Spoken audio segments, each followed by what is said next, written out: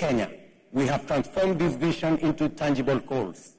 Our plan is ambitious to expand our current energy capacity of approximately 3 gigawatts to 100 gigawatts of entirely renewable power by 2050 as a cornerstone of our green industrialization strategy.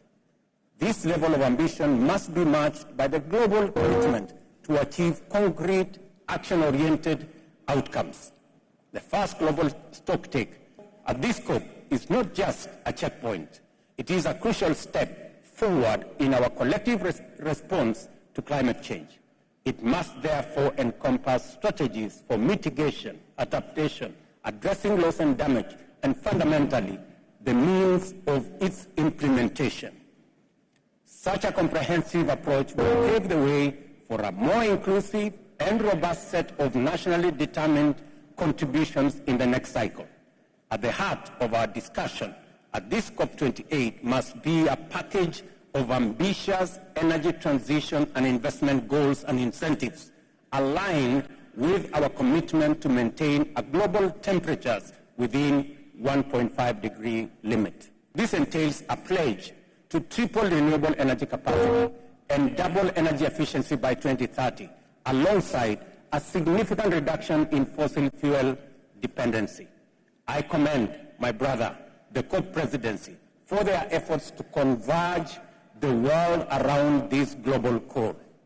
The strong participation of traditional hydrocarbon energy leaders in this global endeavor has transformed the conversation and brought us closer to consensus based on democratic inclusion and the best spirit of collective action, as well as multilateralism.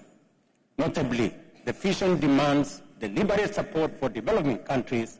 In the past 2 decades, only 2% of the $3 trillion invested globally in renewable energy has reached Africa, despite the continent's vast resource endowments and great need for investment. The consequences of this investment gap are starkly evident. More than 600 million Africans are deprived of basic energy services, which are fundamental to dignified living and access to essential services such as healthcare and education.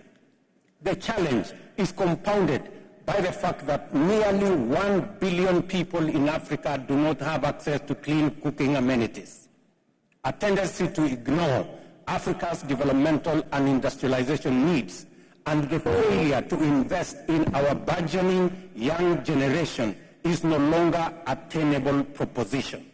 We cannot afford to neglect the immense potential or ignore the pressing needs of a continent on the cusp of transformative growth.